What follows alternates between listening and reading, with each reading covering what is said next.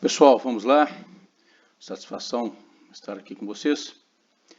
Vamos, portanto, antes de adentrar na unidade 1, trazer algumas informações a respeito da nossa disciplina. Pois bem, nós vamos trabalhar o processo penal militar, uma carga horária de 40 horas aula. Essa disciplina, eu sou o coordenador e temos aí como professores, eu nas turmas A e B, Coronel Edmar, e turma C e D, Major Rogério. Nós vamos, ao longo das 40 horas aulas, nos submeter a algumas avaliações. A primeira delas no valor de 3 pontos, nós temos aqui. A segunda no valor de 4 pontos. E além disso, temos um trabalho. Esse trabalho eu vou disponibilizar para vocês as regras, a distribuição dos grupos, mas é um trabalho em grupo, cujos temas foram escolhidos pelos professores, dentro da disciplina de processo penal, um conteúdo um pouco mais abrangente do que o processo penal militar, mas dentro da discussão relativa ao processo penal. Esse trabalho nós não teremos apresentação, em razão das limitações impostas aí pelo momento, mas é um trabalho a ser entregue no formato digital, observando regras da BNT, está tudo muito bem descrito lá. Deixo para vocês aqui também meus contatos, um e-mail, o meu Instagram, aí à disposição de vocês para a gente conversar na hora que precisarem, a gente trocando aí algumas ideias e algumas impressões e experiências a respeito do processo penal. O nosso conteúdo programático, nós vamos discutir esse tema em 7 unidades. Embora a disciplina seja processo penal militar, nós não temos como tratar apenas do processo penal militar, nós vamos tratar do processo penal como um todo. A teoria de base do processo penal comum e do processo penal militar são as mesmas. E por vezes vamos sim nos socorrer do processo penal comum para justificar algumas ações dentro do processo penal militar, tendo-se em vista a inércia, do nosso legislador em promover alterações do processo penal militar, tal qual ele tem feito no processo penal comum.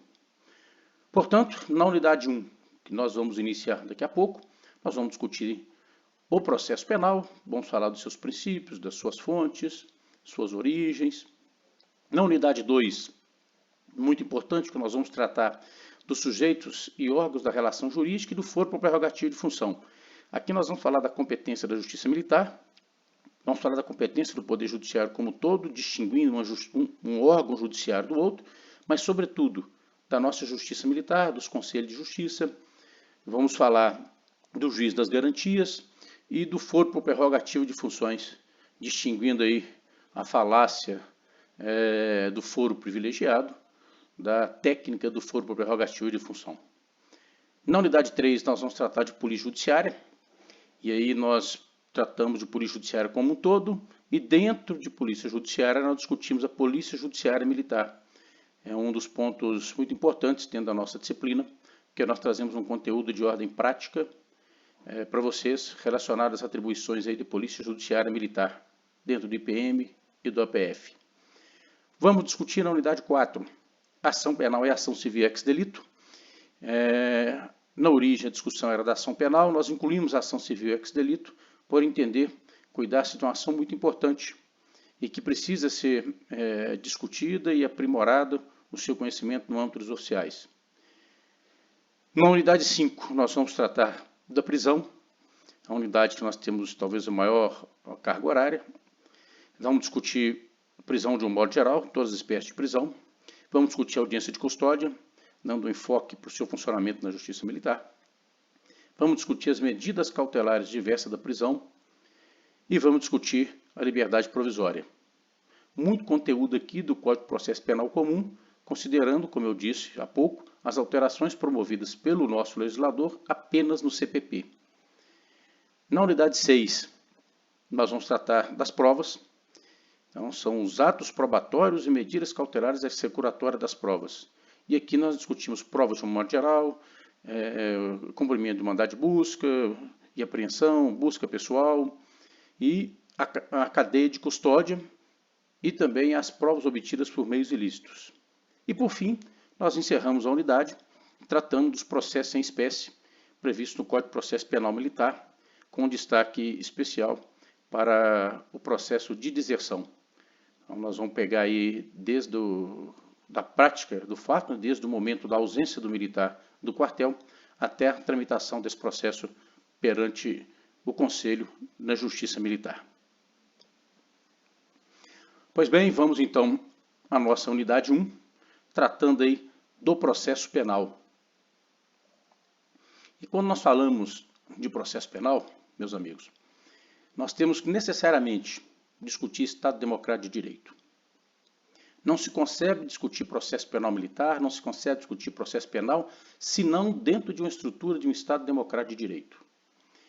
E aqui nós não vamos aprofundar sobre o que vem a ser Estado Democrático de Direito, mas é preciso pontuar de forma sucinta que o Estado Democrático de Direito passa necessariamente por uma estrutura de democracia representativa.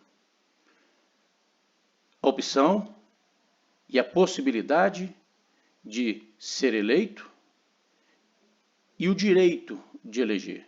As nossas escolhas em termos de processo penal passam necessariamente por aqui. Na sequência, passa por uma estrutura de Estado, onde nós temos uma separação muito clara dos poderes. Separação que vem sendo discutida nos últimos dias em razão de atuações do STF, em face do governo do Executivo Federal, em face do Legislativo, enfim. Mas nós temos, portanto, alguém que elabora leis, alguém que aplica as leis e alguém que administra. E veremos mais adiante que nós, enquanto oficiais de polícia, nós integramos aqui o Executivo, portanto, exercemos atribuições de polícia judiciária, mas nós também integramos o Poder Judiciário quando atuamos como conselhos. E, para encerrar essa primeira discussão, o Estado Democrático de Direito é um Estado que se submete à lei. E a lei chama a nossa atenção aqui, né, nesse ponto, porque ela tem um condão de substituir a anuência individual do cidadão.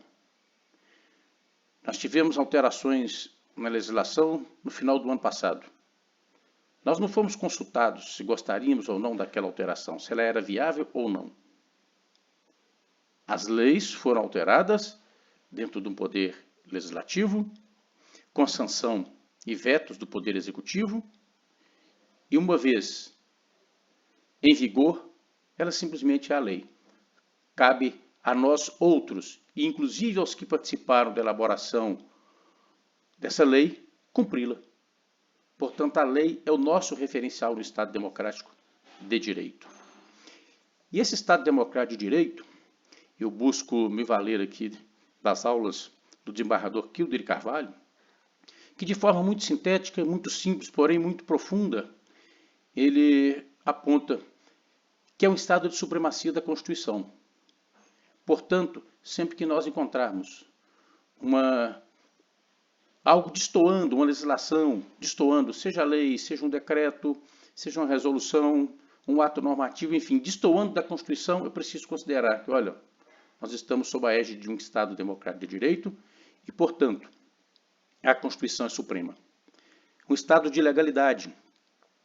Um Estado, que eu destaco aqui, de direitos fundamentais. E quando falamos de direitos fundamentais, estamos falando de direitos fundamentais, inclusive, dos policiais militares, dos militares estaduais. Há muito nós deixamos de ser objeto de direito para ser sujeitos de direitos. Aqueles direitos tão caros ao cidadão comum, ao civil, eles precisam ser também incorporados, e o são, em termos de processo penal, para os militares estaduais. É um estado de separação de poderes, como vimos ainda há pouco dentro da estrutura de Estado. É um estado de publicidade, nós vamos discutir isso daqui a pouco dentro dos princípios. É um estado que se submete a um sistema hierárquico de normas. E esse sistema hierárquico de normas permite a segurança jurídica.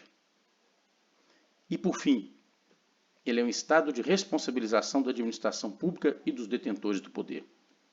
Portanto, meus amigos, futuros oficiais, a inobservância dos preceitos que devem reger a nossa carreira, que devem reger o nosso comportamento, a nossa atuação, pode nos submeter, sim, do ponto de vista de responsabilização, quer seja criminal, quer seja por ato de improbidade administrativa.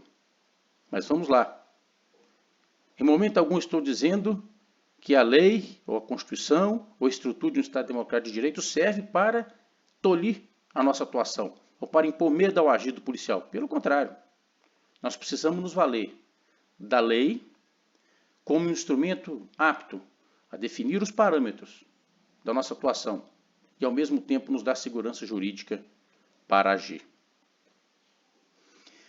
Quando superamos, portanto, essa lógica do Estado democrático de direito, nós desembocamos necessariamente no constitucionalismo. E um constitucionalismo, que não vou me aprofundar em relação a ele, mas um constitucionalismo no sentido de que a estrutura do Estado democrático de direito se assenta não só na produção de uma lei, não só na divisão dos poderes, não só na possibilidade de eleger e ser eleito, mas ele se assenta numa lei maior, ele se assenta na Constituição, a Constituição com a qual toda legislação deve ser coerente. E nesse constitucionalismo, dentro da nossa Constituição, nós precisamos destacar alguns pontos, e trago o primeiro aqui para vocês. Dentro do processo penal, é preciso discutir o artigo 1º, inciso 3. A República Federativa do Brasil, formada pela união indissolúvel dos estados e municípios e do Distrito Federal, constitui-se em Estado democrático de direito e tem como fundamentos, inciso 3, a dignidade da pessoa humana. Olha, é preciso considerar dentro do processo penal esse preceito. E é preciso considerar dentro do processo penal comum, quanto da prática do crime comum, e dentro do processo penal militar, quanto da prática do crime militar. Somos, sim, os militares, pessoas que devem ter a sua dignidade respeitada, por ser um preceito constitucional. Mais adiante, o artigo 3º constitui objetivos fundamentais da República Federativa do Brasil. Inciso 4. Promover o bem de todos. Ora, será que nesse preceito de todos não estão incluídos os militares estaduais? É claro que sim.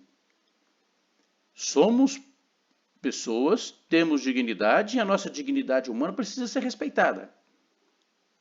E a Constituição diz que a República Federativa do Brasil tem como um dos seus objetivos promover o bem de todos. Aqui também nós nos incluímos enquanto jurisdicionado da Justiça Militar, enquanto sujeitos de direitos que se submetem à investigação conduzida pela Polícia Judiciária Militar. E aí eu trago algumas observações a respeito da nossa participação dentro dessa estrutura constitucional. Para que o Estado brasileiro possa promover o bem de todos e para que ele possa respeitar esse fundamento por ele mesmo definido, ele se estruturou. Estruturou da seguinte forma: organizou-se, organizou em servidores e mais do que servidores públicos. Ele selecionou uma categoria. Ele definiu um grupo de pessoas denominados militares dos estados, do Distrito Federal e dos territórios. Dentro dessa lógica, ora, eu preciso promover o bem de todos. Eu preciso garantir a dignidade da pessoa humana. Para tanto, eu preciso dessa estrutura dentro da seção 3 do título 3, denominada Organização do Estado. Nós não somos, portanto, servidores públicos. Nós temos uma seção especial relacionada à nossa atividade. Mais adiante, o Estado também se organiza do ponto de vista de proteção do Estado, proteção do seu território, mas ele se organiza também do ponto de vista da proteção da segurança pública. Lá no artigo 144, o artigo 144, ele é um artigo que se destina à segurança pública e não necessariamente à atividade militar. Aqui sim somos militares. Na essência, somos militares. Aqui nós exercemos uma atividade eminentemente civil. Portanto, quando um policial militar aborda um veículo, aponta sua arma para alguém e diga: parado, polícia, mão na cabeça, ele está exercendo uma atividade eminentemente civil e não uma atividade eminentemente militar. Mas olha só, os demais órgãos que estão no 144, o legislador constituinte, originário, não dedicou uma estrutura específica para eles. Para nós ele dedicou. Portanto, nós estamos dentro dessa estrutura de organização do Estado. E estamos dentro da estrutura de proteção que o Estado dedica para que ele possa promover o bem de todos e garantir a dignidade da pessoa humana. Quando nós tratamos da organização dos poderes, a fim também de cumprir seus preceitos, o Estado se divide entre legislativo, executivo e judiciário. Mais uma vez, nós estamos no executivo porque somos órgão do poder executivo, as polícias integram o poder executivo, mas estamos no poder judiciário, diferente dos demais órgãos da segurança pública. Nós integramos o poder judiciário quando atuamos nos conselhos de justiça perante a justiça militar. Percebam, portanto, meus amigos, que dentro do constitucionalismo, dentro dessa estrutura de Estado Democrático de Direito, a importância da nossa atuação, a importância da nossa atividade e a importância de nós nos comportarmos de acordo com o que se espera de nós enquanto oficiais de polícia militar, responsáveis por fazer com que essas ações do Estado de promoção do bem de todos, de respeito à dignidade da pessoa humana, sejam de fato concretizadas. É claro que outros órgãos, cada um na sua área, têm as suas atribuições dentro desse binômio. Mas como estamos tratando do processo penal, dentro do processo penal, nós ocupamos um papel muito importante. E aí, quando nós superamos essa discussão, nós temos que entrar necessariamente na discussão dos direitos fundamentais. Superamos aquela discussão da nossa participação para discutir os direitos fundamentais no Estado Democrático de Direito. E quando nós discutimos os direitos fundamentais, nós precisamos compreender a sua origem. Se lá no passado havia uma disputa entre as pessoas em que o mais forte geralmente vencia, era o direito do mais forte se impondo ao direito do mais frágil, as pessoas chegaram à conclusão que, olha, essa não é a solução que nós queremos. E, ao discutir a solução a ser encontrada, chegaram a uma conclusão muito complexa, que nós veremos ainda. Uma estrutura de Estado. Eu abro mão dos meus direitos, eu não vou mais brigar com você, de acordo com a minha percepção, eu vou entregar essa discussão ao Estado. Ao Estado, portanto, tendo recebido essa missão de cuidar das questões relacionadas aos conflitos, cabe a ele, dentro da estrutura de um Estado Democrático de Direito, de preservação de direitos fundamentais. Primeiro, definir os direitos fundamentais. Vamos pegar um exemplo. A Constituição diz que ninguém será preso, senão em flagrante delito, ou por ordem escrita, é fundamentada da autoridade judiciária competente e excetua aí a questão dos crimes militares próprios das transgressões disciplinares. Está definido o direito. Mas resolveu o problema dos direitos fundamentais? Absolutamente, não resolveu. Então, além de definir o direito, cabe ao Estado regulamentar o seu exercício. Quando ele diz que ninguém será preso, senão em flagrante delito, ele precisa explicar o que é flagrante delito. Ele nos remete, portanto, ao Código de Processo Penal comum no artigo 302 e ao Código de Processo Penal Militar no artigo 243. Considera-se em flagrante delito quem? E ele traz para nós as situações em que o cidadão está em flagrante delito. Mas ainda assim, ele não resolveu esse problema. Ele precisa garantir a sua eficácia. Como que ele garante a eficácia? Vamos mudar um pouco aqui o exemplo. A casa é o asilo inviolável do cidadão, ninguém pode nela entrar. Ao regulamentar o seu exercício, o legislador definiu o que é casa, qual que é o conceito de casa, qual que é o conceito de dia e noite, hoje positivado na lei de abuso de autoridades. Mas como que ele garante eficácia, tanto em relação à prisão, quanto ao momento que alguém entra na casa, fora dos casos que a lei permite? Ele define o crime. Ele define, portanto, o crime de abuso de autoridade. E define, portanto, o crime de violação de domicílio. Garantiu, portanto, a sua eficácia. Ele não só apenas definiu o direito, e nem apenas regulamentou o seu exercício. A casa é o asilo inviolável, é a regra, ninguém pode nela entrar. Mas ele excepciona situações que pode entrar. Então ele regulamentou o seu exercício. Mas se eu violo essa regra, essas situações de excepcionalidade, a garantia da eficácia está na minha submissão ao direito quando eu pratico, por exemplo, um crime. E mais do que isso, cabe ao Estado respeitar esses direitos. E quando nós discutimos a ideia de respeitar esses direitos, trazendo para nós, policiais militares. Nós não definimos os direitos, nós não regulamentamos o seu exercício, mas nós temos um papel fundamental garantindo a eficácia. Quer seja atuando enquanto polícia ostensiva, polícia preventiva, polícia de repressão criminal, quer seja atuando como juízes militares.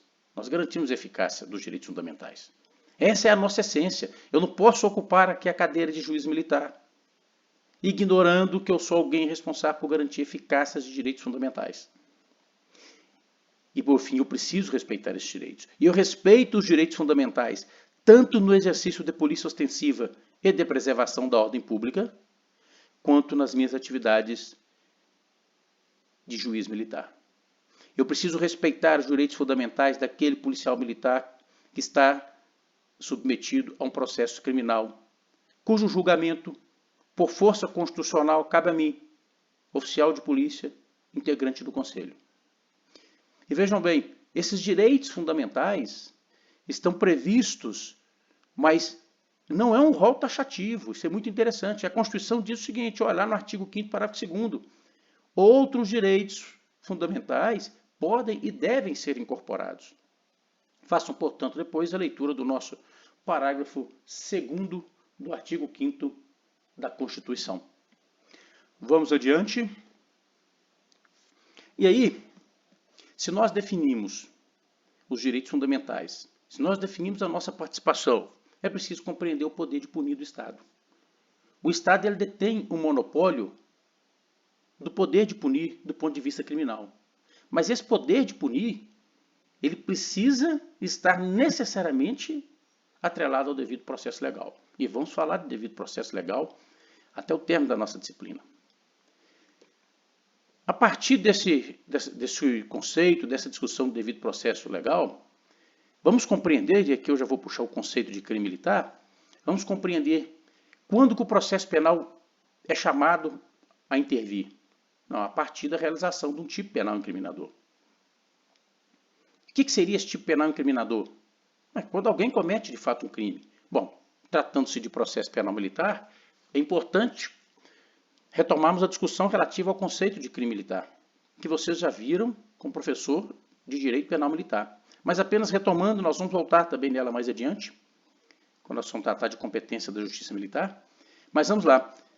Antes da alteração do artigo 9º, nós tínhamos um conceito de crime militar, que era um fato típico antijurídico culpável, que se encaixasse na moldura do artigo 9º e que encontrasse necessariamente uma correspondência do ponto de vista de tipo penal na parte especial do Código Penal Militar. Hoje, nós reduzimos uma fase desse conceito. Hoje, o crime militar é um fato típico, antijurídico, culpável, cuja conduta se amolda ao artigo 9º do Código Penal Militar. Abarcando, portanto, não só os crimes previstos na parte especial do Código, mas qualquer outra infração penal, qualquer outro crime que venha a ser praticado pelo militar nas condições do artigo 9º. Portanto, realizado o tipo penal incriminador, nasce para o Estado poder dever de agir. Deixa eu voltar aqui um pouco. Um exemplo. Disparo de arma de fogo em via pública, que antes da alteração de 2017 não era crime militar, porque não estava previsto no Código Penal Militar. Portanto, um policial militar, quem se visse efetuasse disparo de arma de fogo em via pública, o crime que ele cometia era um crime comum. Não cabia a polícia judiciária militar apurar. Hoje é crime militar. É a partir da realização desse tipo penal que nasce o poder-dever de agir do Estado. Ius puniendi. É um poder-dever atrelado ao devido processo legal. Nós precisamos compreender isso enquanto oficiais de polícia, enquanto juízes que atuam nos conselhos da Justiça Militar. É um poder-dever que se submete à lei. E a lei, como nós vimos, é da essência do Estado Democrático de Direito. Não precisa concordar com a lei. Nós precisamos cumpri-la. Submissão à lei, não só de quem está apurando, de quem está julgando, mas também de quem está sendo julgado, de quem está sendo investigado ou indiciado. É uma submissão à lei com garantias e obrigações. Garantias do policial militar, do ponto de vista do crime militar, e garantias do cidadão do ponto de vista do crime comum. Garantias, vou citar um exemplo aqui, garantias de que a prova que foi obtida por meio ilícito não poderá ser utilizada, mesmo o Estado tendo o poder e dever de agir, porque ela fere preceitos do devido processo legal. E obrigações também, dentro dessa lógica do devido processo legal, de cumprir aquilo que foi determinado, uma medida cautelar diversa da prisão. Por exemplo, a sua não observância pode resultar na sua revogação e um decreto de prisão preventiva. Portanto, o dever de punir do Estado é um dever de punir vinculado ao devido processo legal. E aí vamos, portanto, ingressar no conceito de processo penal. Eu trouxe aqui 3 conceitos. Poderíamos trazer outros tantos. Trouxe 3 para pegarmos aqui um bem clássico e chegarmos em um outro conceito que eu gosto muito para a gente ampliar as nossas discussões.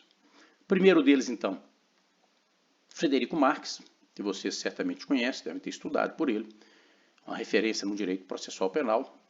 Ele diz que o processo penal é um conjunto de normas e princípios que regulam a aplicação jurisdicional do direito objetivo, a sistematização dos órgãos de jurisdição e respectivos auxiliares, bem como a persecução penal. Em linhas gerais, o processo penal tem por fim permitir que o direito penal seja aplicado a um caso concreto, regulando aí como que a polícia funciona e como que os órgãos da jurisdição também funcionam. Edilson Mogenot Bonfim, que também é uma referência dentro do processo penal, uma obra muito rica, ele disse o seguinte, que o processo penal é um instrumento do Estado para o exercício da jurisdição penal. Ele se ocupa da forma e do modo pelos quais os órgãos estatais encarregados da administração da justiça concretizam a pretensão punitiva, por meio da persecução penal. Leia-se a persecução penal na lógica do Estado Democrático de Direito, devido processo legal. E aí eu trago o conceito de Denilson Feitosa e destaco aqui em vermelho para vocês alguns pontos para a gente conversar. O processo penal, na visão de Denilson Feitosa, é um mecanismo de proteção do indivíduo diante da onipotência estatal, passando assim a ser instrumento que possibilita o Estado jurídico interpor-se entre o Estado de administração e os administrados. Olha como que muda a lógica. Passa a ser, portanto, o processo penal um instrumento de garantia da liberdade do indivíduo. Muito mais, um instrumento de garantia da liberdade do indivíduo, do que simplesmente um método que tem por fim permitir a aplicação do direito penal diante de um caso objetivo. Ou seja, ele é muito mais do que um método que se destina a obter uma decisão jurisdicional sobre a pretensão punitiva. Claro que nós precisamos congregar esses 3 conceitos para a partir daí nós compreendermos o que vem a ser o processo penal. E aí nós entramos na discussão relativa às fontes do processo penal. E a primeira delas, fontes materiais, ou fontes de produção. Eu acho muito interessante quando nós tratamos das fontes do processo penal, e aqui nós não vamos nos aprofundar, mas é importante compreender. As fontes materiais, também chamadas de fonte de produção, elas trazem para nós informação relativa à origem dos conteúdos que compõem o direito. E o que nos interessa aqui é o seu sentido subjetivo. Ela é, portanto, a entidade que cria o direito. No processo penal, a fonte material é a União. Está lá no artigo 22, inciso 1 da nossa Constituição. Traz a competência da União para legislar. Compete privativamente à União legislar sobre. Você vai encontrar lá direito processual penal. Mas observa que essa competência ela é privativa e não exclusiva, o que permite, nos termos do artigo 22, parágrafo único da Constituição, que os Estados também venham a legislar, quando devidamente autorizados. Portanto, a fonte material do processo penal é que produz essa lei. A origem do conteúdo que compõe o direito é, portanto, a União. Mais adiante, nós vamos às fontes formais, também denominadas de fonte de revelação ou fonte de cognição. A fonte relaciona-se com a forma pela qual esses conteúdos tratados a partir da Constituição, vindo da União, como esses conteúdos se manifestam por intermédio das normas jurídicas. De forma bem simples, as fontes formais são os meios pelos quais o direito é expressado. E sendo prático, como que esse direito é expressado? Por meio da sua fonte formal imediata, que é a lei. E lei aqui eu estou tratando de lei ordinária como regra. E quando eu falo de lei ordinária como regra, eu estou falando do CPP e do CPPM. São os nossos principais diplomas. São as nossas fontes primárias. Mas nós temos fontes secundárias formais. Cito como exemplo aqui a Lei 9.099, ela trata de processo penal. A Lei de Organização Judiciária dos Estados. Os tratados e convenções. As constituições estaduais, e nós vamos falar, quando tratarmos de política judiciária, da nossa Constituição do Estado. Portanto, as fontes formais do direito processual penal.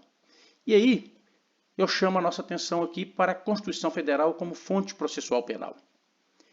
Não como fonte definida aqui no artigo 22A, porque aqui nós estamos tratando da União, compete privativamente à União legislar. Aqui eu estou tratando da Constituição a partir dos pontos que ela discute matérias de processo penal. E essa fonte ela é de 88 para cá.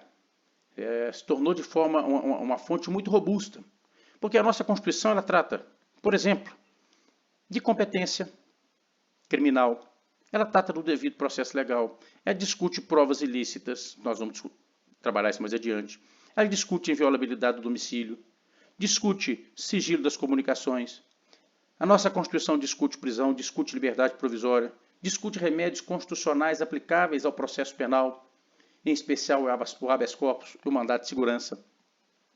E observe que a nossa Constituição, embora no ápice, ela não é a fonte primária. Ela é fonte secundária de processo penal. Porque as suas disposições são apresentadas de formas esparsas e genéricas.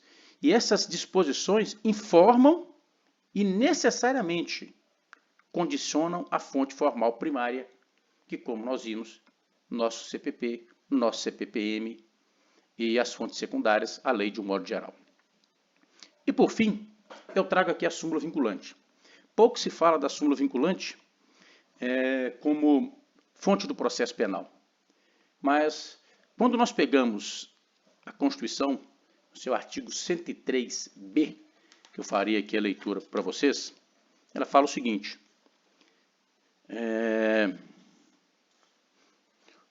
o Supremo Tribunal Federal, na verdade eu disse 103b, é 103a, ok? O Supremo Tribunal Federal poderá de ofício ou por provocação, mediante decisão de 2/3 dos seus membros, após reiteradas decisões sobre matéria constitucional, aprovar súmula que a partir da sua publicação na imprensa oficial terá efeito vinculante em relação aos demais órgãos do Poder Judiciário e administração pública direta e indireta nas esferas federal, estadual e municipal, bem como proceder à sua revisão ou cancelamento na forma estabelecida em lei. Ora, o próprio Constituinte, aqui o Constituinte reformador, ele definiu a súmula vinculante como fonte de processo penal. E observe que a súmula vinculante ela tem um teor muito próximo do texto de lei, sobretudo a partir da percepção de ser uma norma genérica, abstrata, e que tem por fim regular fatos futuros e de forma indistinta, não é específico um fato. Portanto, ela tem essa ideia assim, de fonte de processo penal. E trago como exemplo, depois vocês façam a leitura aí, para a gente ganhar tempo, a súmula vinculante número 11 e a súmula vinculante número 14, que tratam diretamente do processo penal. E para a gente encerrar essa questão das fontes do processo penal, também pouco se fala, mas é importante destacar a vedação que nós temos na própria Constituição em relação à medida provisória. Quando nós pegamos, e vou fazer também a leitura aqui para vocês, e anotem aí, por gentileza, no artigo 62, parágrafo 1º, letra B. 62, parágrafo 1º, 1b, da nossa Constituição. Ela diz o seguinte: é vedada a edição de medidas provisórias sobre matéria 1. Relativas a b. Direito penal, processual penal e processual civil. Portanto, diferente de outras matérias, não se pode legislar em matéria processual penal por meio de medida provisória. É uma boa pergunta, uma questão de prova. Interessante. Vamos então adiante para discutirmos os princípios norteadores do processo penal. Essa parte principiológica, as pessoas geralmente não gostam de estudar, não gostam de discutir, não gostam acho que é perder tempo, mas enfim, olha, por mais desgastante que seja, é preciso compreender os princípios, para a partir destes princípios, nós compreendemos o funcionamento do processo penal. E eu inicio aqui com o devido processo legal, previsto lá na nossa Constituição, no artigo 5º, inciso 54. Estou abrindo aqui na Constituição para a gente fazer a leitura. Inciso 54. Ninguém será privado da liberdade ou de seus bens sem o devido processo legal. Em termos de processo penal, ninguém será privado da sua liberdade ou dos seus bens, já que discutimos a busca e a apreensão, sem o devido processo legal. E esse devido processo legal, ele significa plenitude de defesa. Plenitude de defesa em que sentido? Direito de ser ouvido. Direito de ser informado dos atos processuais. Acesso à defesa técnica. Eu posso fazer minha própria defesa, mas eu tenho direito a um advogado. E se eu não puder pagar, o Estado tem que me dar um advogado. E se não houver estrutura de defensoria pública, ou se não houver defensor público disponível, o Estado tem que providenciar esse advogado dativo. Dentro do Estado democrático de direito, eu tenho o direito de me manifestar, enquanto acusado, me manifestar sempre depois da acusação. Essa é uma lógica que vem após 88. Eu preciso primeiro que o meu acusador fale, apresente os argumentos dele, para que depois eu possa discutir esses argumentos em sede de defesa.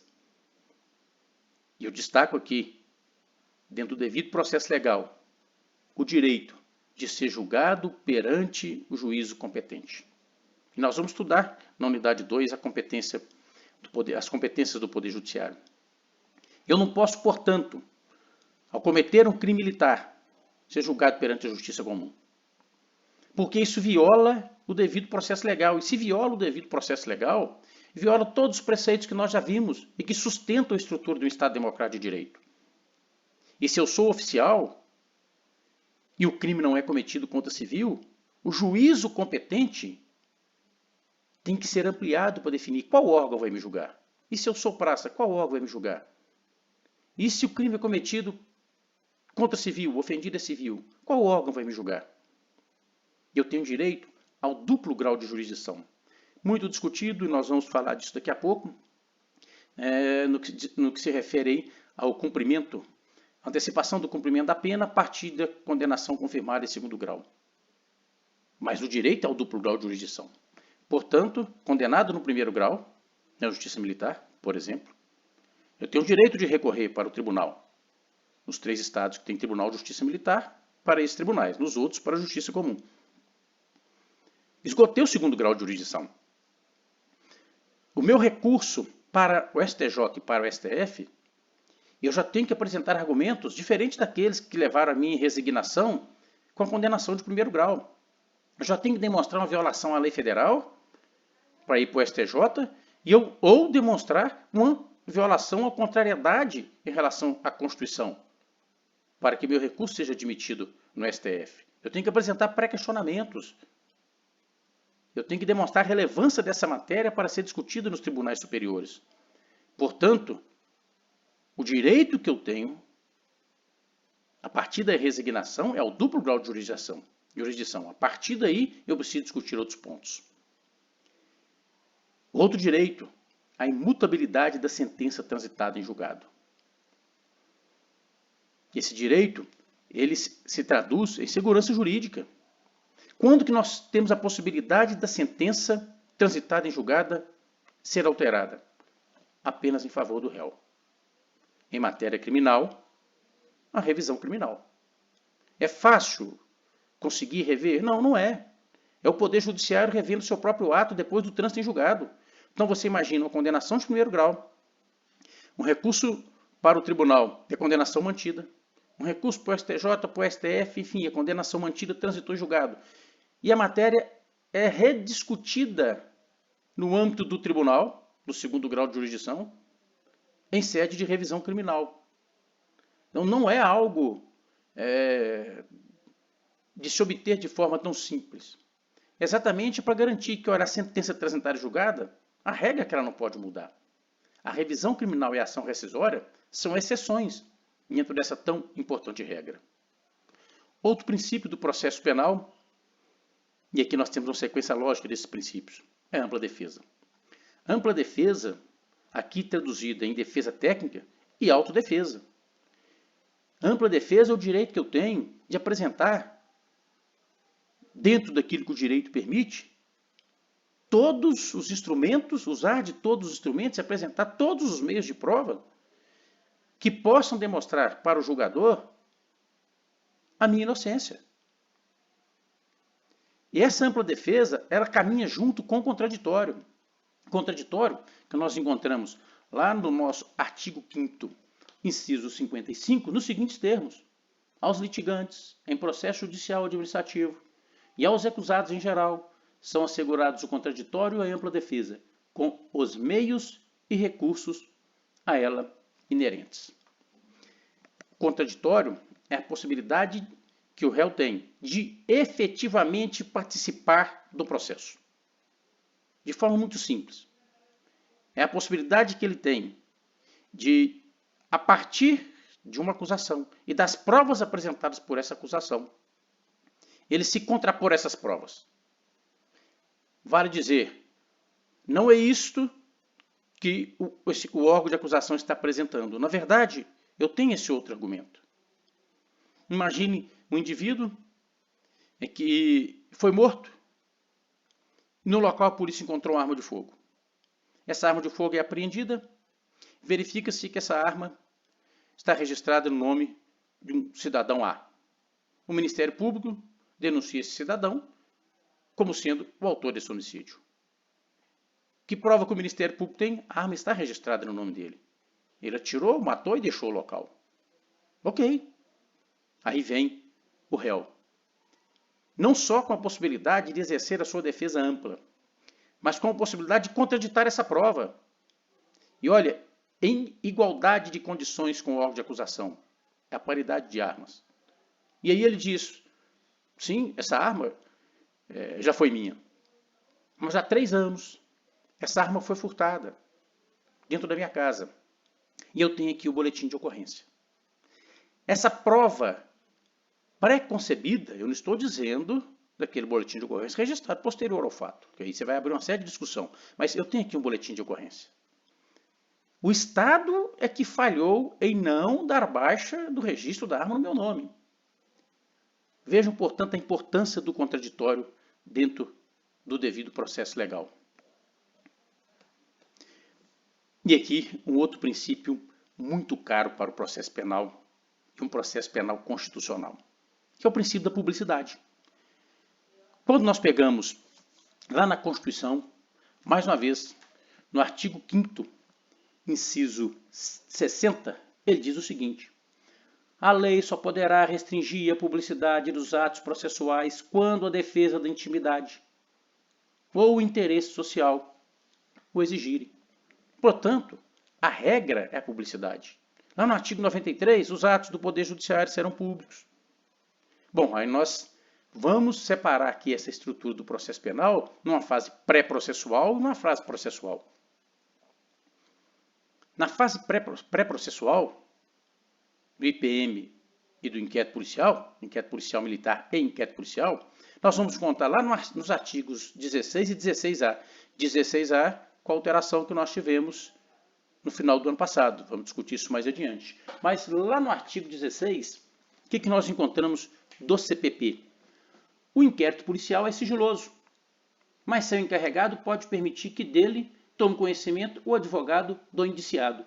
Olha que interessante. O nosso Código de 1969. E criticado por ser um código da época da ditadura. Mas é só ele que traz essa possibilidade. Claro, a alteração 2019, 14A também traz essa possibilidade, mas não nesses termos. Nós temos a súmula vinculante que trata também. Mas em termos de Código de Processo Penal, o inquérito é sigiloso, é a regra. Mas é claro que o advogado do indiciado, ele tem direito a ter acesso às peças. E aí eu peço a vocês que necessariamente façam a leitura dos artigos que aqui descrevo do Estatuto da OAB. O advogado, ele tem o direito não só de tomar conhecimento, mas hoje ele participa do inquérito. Nós vamos discutir isso quando tratarmos de polícia judiciária. E cuidado para o encarregado não incorrer na prática do crime de abuso de autoridade, quando ele impede ao advogado de exercer esse seu direito. Não vou fazer a leitura aqui do artigo 14A nem do 20, deixo para vocês fazerem essa leitura. Mas quando nós tratamos no processo, aí nós vamos ver que ela é ampla. A regra é que ela seja ampla. Vamos aqui à leitura do artigo 387. Deixa eu localizar aqui. Vamos lá. Artigo 387 do CPPM. E vocês façam a leitura aí do 792, parágrafo 1º do CPP.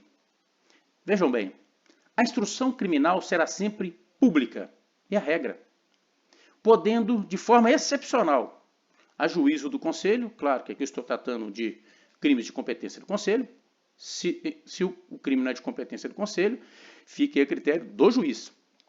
Ser secreta a sessão, mas é um secreto que tem que apresentar fundamentos, argumentos, desde que o exija o interesse da ordem e disciplina militares ou a segurança nacional. Portanto, a exceção, a regra é que os atos sejam executados de forma reservada. A regra é a publicidade. E exatamente o fato da regra ser a publicidade é que levou o STF, na semana que passou, permitir a divulgação daquela reunião conduzida pelo presidente da República e que foi tão falada. Nós não vamos entrar nessas discussões aqui, não é o caso, senão mais adiante para discutir alguns pontos relacionados ao processo penal. Mas a regra, portanto, é publicidade. Mais adiante, inadmissibilidade das provas obtidas por meios ilícitos. Isso é muito importante e nós vamos discutir isso lá na frente, quando nós vamos tratar das provas. Vamos, portanto, aí trazer o que a Constituição fala a respeito da inadmissibilidade das provas obtidas por meios ilícitos. São inadmissíveis no processo as provas obtidas por meios ilícitos. Ponto. Não se admite no processo penal aquela prova que é obtida por meio ilícito. Lembra quando nós falamos dos direitos fundamentais? Esse aqui é um direito fundamental. O Estado, enquanto garantidor de direitos, definiu. Não se admite prova obtida por meio ilícito. Mas como que ele regulamenta esse exercício? É lá no artigo 157 do CPP, que nós vamos discutir também dentro de provas. Vou deixar aqui apenas para vocês fazerem a leitura, porque ele trata da prova ilícita por derivação, que é muito importante e que necessariamente vai nos auxiliar na unidade específica relacionada à produção de provas. A iniciativa das partes e inércia da jurisdição também é um princípio muito importante do processo penal. E aí, eu trago para vocês aqui, destacado em vermelho, o artigo 3º-A do CPP. Esse artigo 3º-A do CPP foi introduzido pela Lei 13.964, de 2019, a lei do pacote anticrime, mas é importante destacar que a eficácia de alguns desses artigos, incluindo o terceiro A, está suspensa por força de uma decisão do relator de uma das ações diretas de inconstitucionalidade no STF, que é o ministro Luiz Fux. Nós vamos tratar disso na unidade 2, quando formos discutir juiz das garantias. Mas, a par dessa discussão de estar suspenso, enfim, até quando estará suspenso, não tenho dúvida que vai retornar. Esse artigo 3º-A ele não tem uma relação muito próxima do ponto de vista de por que ele foi suspenso, sendo que o foco era o 3º-B, 3º-C. Mas, vamos lá, o que diz o 3º-A? O processo penal terá estrutura acusatória, vedada a iniciativa do juiz na fase de investigação e a substituição da atuação probatória do órgão de acusação. Não cabe, portanto, ao juiz, dentro de um processo penal constitucional, dentro de um processo penal que se assenta no Estado Democrático de Direito, deflagrar o processo penal. Nós vamos discutir um pouco disso na ação penal também, e vamos falar do processo judicialiforme, procedimento judicialiforme, para a gente ampliar essa discussão. Mas aqui cabe a nós, olha, o 3º-A, ele consolida essa ideia de um processo penal acusatório, de um processo penal de partes. Da mesma forma, quando nós vamos lá para o artigo 129.1 da Constituição, ele diz que compete privativamente ao Ministério Público, inciso 1, promover a ação penal pública na forma da lei. Quando nós vamos no artigo 29, artigo 30 do CPP, e vamos lá no artigo 29 do CPPM, nós vamos ver que a ação penal pública é promovida privativamente pelo Ministério Público na forma da lei. Admitida, claro, a ação penal privada subsidiária da pública, mas o Ministério Público reassume o seu papel. E aí eu destaco para nós aqui o 385 do CPP e o 437B do CPPM. E faço a leitura com vocês do 437B, deixando o 385 para vocês fazerem aí a leitura. Vamos localizar aqui. Ok, aqui ó. 437. Por que eu optei pelo 437? Porque ele trata exatamente do Conselho. O Conselho de Justiça poderá, aí, B, proferir sentença condenatória por fato articulado na denúncia, não obstante haver o Ministério Público opinado pela absolvição, bem como reconhecer agravante objetiva, ainda que nenhuma tenha sido arguída. Vamos à primeira parte. Proferir sentença condenatória por fato articulado na denúncia, mesmo que o Ministério Público tenha pleiteado a absolvição. A redação muito próxima aí do 385 vocês verão. Vamos ampliar a discussão a respeito desse ponto aqui. Ora, dentro do processo de partes, nós temos alguém responsável por promover a acusação, e em se tratando de crime militar é o Ministério Público, as ações penais são todas públicas, de regra, incondicionada. Nós temos alguém responsável por promover a defesa, nós já vimos que o réu tem direito à defesa técnica, portanto ele precisa de um advogado. O advogado é essencial à administração da justiça. E nós temos alguém responsável por aplicar o direito ao caso concreto, a julgar a causa a partir das provas produzidas em juízo. Nós não estamos discutindo aqui julgar a partir da verdade real. A verdade é processual. Há muitos superamos essa discussão de verdade real. O processo se destina a julgar hoje um fato que aconteceu lá atrás, fato pretérito. Como que nós vamos julgar um fato passado, buscando a verdade real, sendo que o julgador não tem condições de se transportar, retornar ao momento mesmo dos fatos? Portanto, o julgamento ocorre a partir da verdade processual, a verdade produzida sob o crivo do contraditório e da ampla defesa. Mas o Código diz que o Conselho, e lá no Código de Processo Penal Comum, o juiz, e nos casos em que a competência do juiz singular na Justiça Militar, o juiz pode condenar, mesmo que o Ministério Público tenha pleiteado a absolvição. Sim, está previsto, se o juiz o fizer, está cumprindo a lei. Trago para vocês aqui um exemplo de uma das minhas atuações no Conselho de Justiça na Justiça Militar. Acusado um oficial, o Ministério Público pediu absolvição. A defesa, claro, trabalhou também a absolvição. E quando chegou no meu momento de votar, eu fiz questão de deixar isso bem claro. Que eu acredito no processo de partes. Eu acredito num processo em que, se o órgão de acusação, se o promotor de justiça, para além de acusar, ele é obrigado a promover justiça, e nessa sua visão de promoção de justiça, ele pede absolvição, eu tenho para mim que eu, julgador, me vinculo a ela, dentro do processo acusatório. E me vinculando a ela, não cabe a mim condenar. O que eu fiz foi absolver, não na linha, e nós vamos discutir essas linhas mais adiante, não na letra que o Ministério Público propôs, em razão dos reflexos, de acordo com o critério que utilizo para absolvição, quais os reflexos dessa absolvição no âmbito administrativo e à luz do nosso estatuto. Mas condenar, tendo o Ministério Público pleiteado a absolvição, não me parece ser uma boa técnica dentro de um processo penal acusatório. Mas deixo bem claro, se você, enquanto juiz militar, o fizer, com fundamento no 437B, ok, está lá no 437B. Muitas pessoas defendem essa possibilidade. Estão trazendo os dois lados para que você os conheça. Ok? Estado ou situação jurídica de inocência. Lembra quando nós falamos sobre duplo grau de jurisdição? Aqui nós temos um espaço para discutir um pouco mais. Da mesma forma, quando nós verificamos aqui o artigo 5º, inciso 57, isso mesmo, ele diz o seguinte: ninguém será considerado culpado até o julgado da sentença penal condenatória. Olha só que interessante. A Constituição é muito clara. Ninguém será considerado culpado até que transite em julgar a sentença penal condenatória.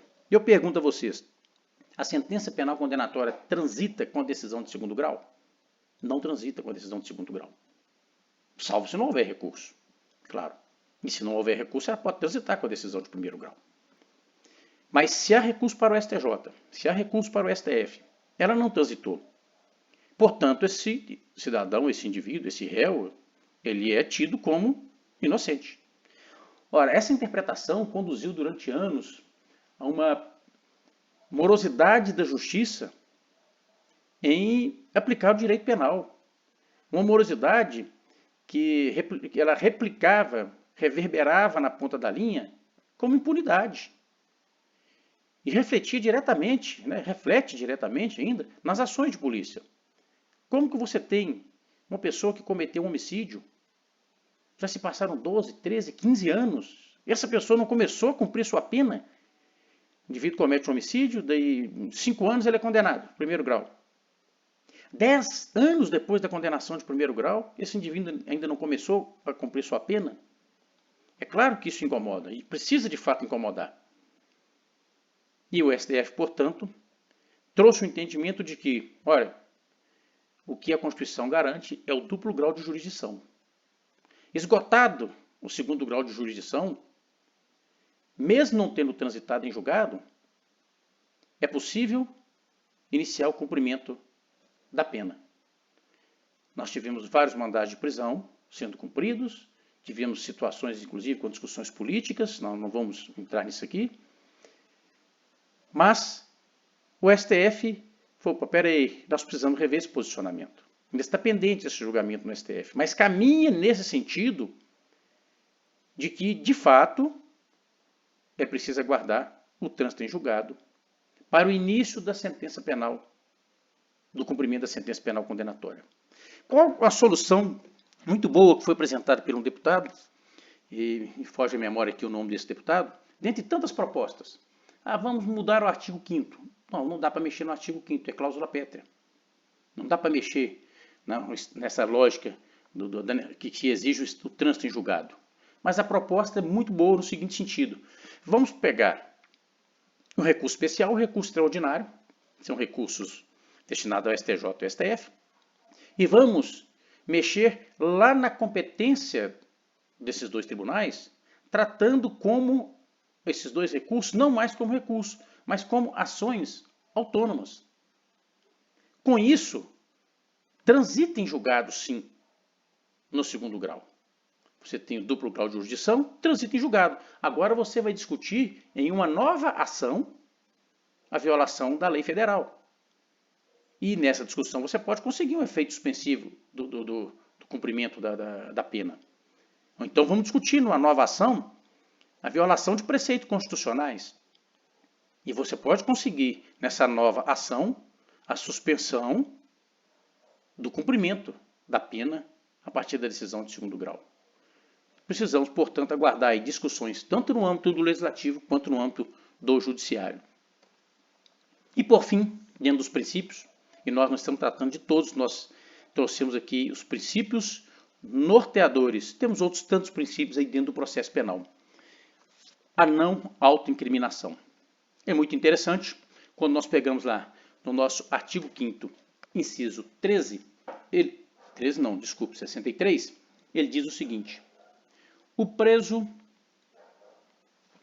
será informado de seus direitos, entre os quais o de permanecer calado. E aí acrescenta o direito de assistência à família e do advogado. Isso é porque o preso tem o direito de não falar nada que possa contrariar o seu interesse. Um direito que ele tem de permanecer em silêncio. Quando nós pegamos lá o artigo 296, parágrafo 2º, o artigo 308 do CPP-M, e vocês depois leiam o 186 e o 198 do CPP, eu vou ler para vocês aqui o do CPP-M, ele diz o seguinte, vamos lá no 308, olha que interessante. Ele tem um direito constitucional de permanecer em silêncio, de não produzir nenhuma prova capaz de o incriminar. Mas o 308 diz o seguinte: o silêncio do acusado não importará a confissão, mas poderá constituir elemento para a formação do convencimento do juiz. O que vocês me dizem disso? É claro que esse artigo 308 não foi recepcionado pela atual ordem constitucional. Não tenho dúvida nenhuma disso. Se eu tenho o direito de permanecer em silêncio, como que o meu silêncio pode ser usado contra mim? Isso é coisa de filme. Seria o mesmo dizer que você tem direito a 25 dias úteis de férias, mas se você ficar mais de 8 dias sem comparecer no quartel, você comete o crime de deserção. Ora, você tem ou não tem o direito à não autoincriminação? Tenho. Portanto, o silêncio não pode ser interpretado em seu prejuízo. Absolutamente. É direito de ficar em silêncio na fase pré-processual, ou seja, no inquérito, e o responsável pelo inquérito, a polícia, portanto, que encontra os instrumentos de produzir as provas capazes de incriminar esse investigado ou esse indiciado. E é direito de ficar em silêncio perante o juiz, perante o Conselho de Justiça. E o Conselho de Justiça ou o juiz que julgue, a partir das provas produzidas em juízo, discutidas em juízo, algumas, claro, produzidas na fase pré-processual e aproveitadas aqui, nós vamos discutir isso mais adiante, para condenar esse indivíduo, mas não forçá-lo a falar.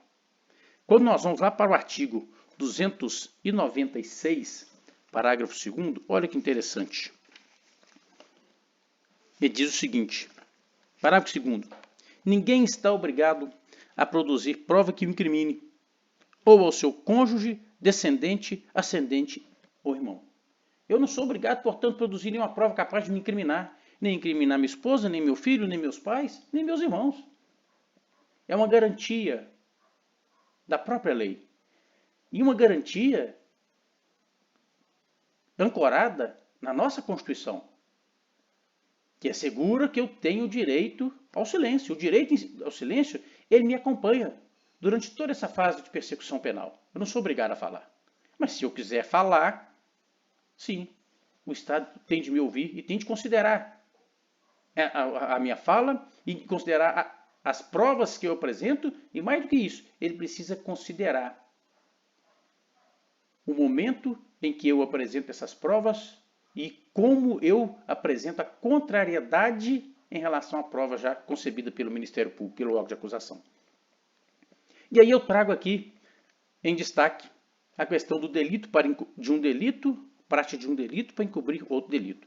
Vocês devem se recordar daquele caso do Nardoni, de São Paulo, que a menina foi jogada da janela, enfim, foi preso, foi condenado, está preso preventivamente, ainda não tem tanto em julgado a situação dele. Mas, além da questão do homicídio, ele tem uma condenação nesse mesmo processo com fundamento no artigo 347 do CPP. No artigo 347 do CPP, do Código Penal, né, do CP, ele diz o seguinte, vamos abrir aqui, olha, fraude processual, inovar artificiosamente na pendência de processo civil ou administrativo o estado de lugar, coisa, pessoa, com o fim de induzir juiz ou perito a erro.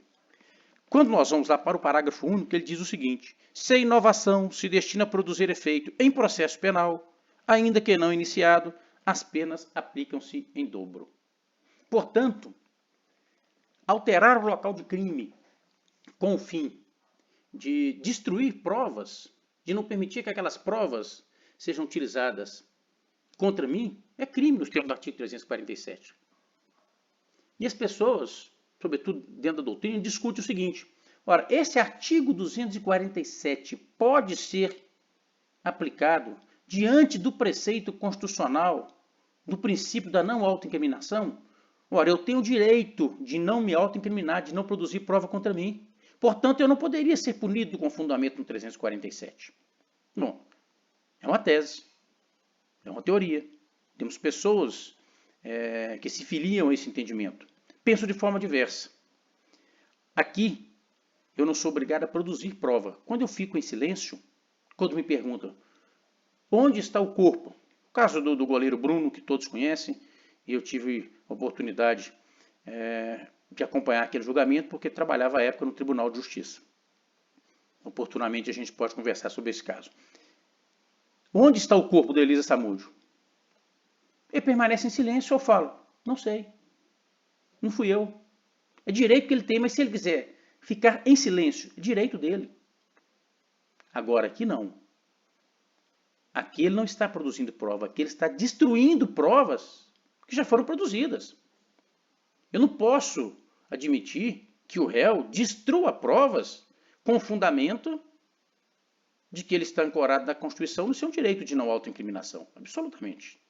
Tanto é que o artigo 23, que eu vou fazer a leitura para vocês aqui agora, da Lei de Abuso de Autoridades, se antes nós, policiais militares, praticarmos esse crime dentro do artigo 347 do Código Penal, observe-se que agora a nossa conduta se amolda à Lei de Abuso de Autoridade, com a pena de 1 a 4 anos. Adulterar o local de crime, por exemplo, e nós vamos falar um pouco disso lá na produção de provas, e creio que o professor que trata com vocês de legislação extravagante deve discutir a Lei de Abuso de Autoridade, mas o artigo 23 diz o seguinte, inovar artificiosamente no curso de diligência, entendam, portanto, antes da investigação formal. É no atendimento da ocorrência mesmo, é no local dos fatos. Ou no curso de investigação, é você conduzindo o inquérito, ou você como investigado no inquérito, ou você como indiciado no inquérito, ou mesmo não envolvendo você, mas você fazendo para beneficiar ou prejudicar outro. Ou no curso do processo, o estado de lugar, de coisa ou de pessoas. Aí eu destaco para vocês, com o fim de eximir-se de responsabilidade. Porque já que o nosso foco é na autoincriminação.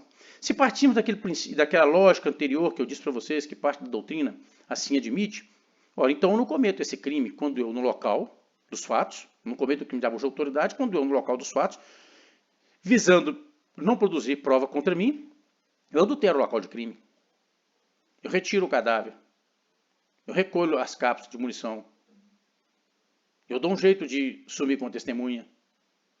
É claro que isso não se encaixa no conceito de não autoincriminação. Tendo praticado um crime, posso ficar em silêncio. Não sou obrigado a apontar nenhuma prova que possa me incriminar. Mas não tenho direito de destruir provas. Inovar artificiosamente significa alterar, destruir, inviabilizar a prestabilidade dessa prova no curso de um processo penal.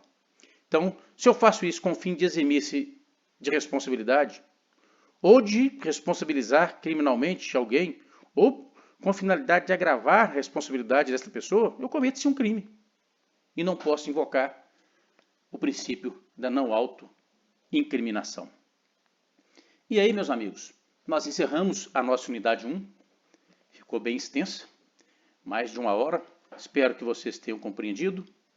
Nós temos um fórum marcado para terça-feira, com a turma A a partir das 13h30, com a turma B a partir das 15h30, onde nós vamos tirar as dúvidas, ampliar um pouco mais a discussão e superar essa primeira unidade para, a partir da sexta-feira, nós trabalharmos aí com a unidade 2, onde nós vamos discutir o judiciário brasileiro, discutir a justiça militar, a sua competência, discutir a nossa atuação de oficiais enquanto juízes militares, falar um pouco do juiz das garantias e do foro por prerrogativa de função.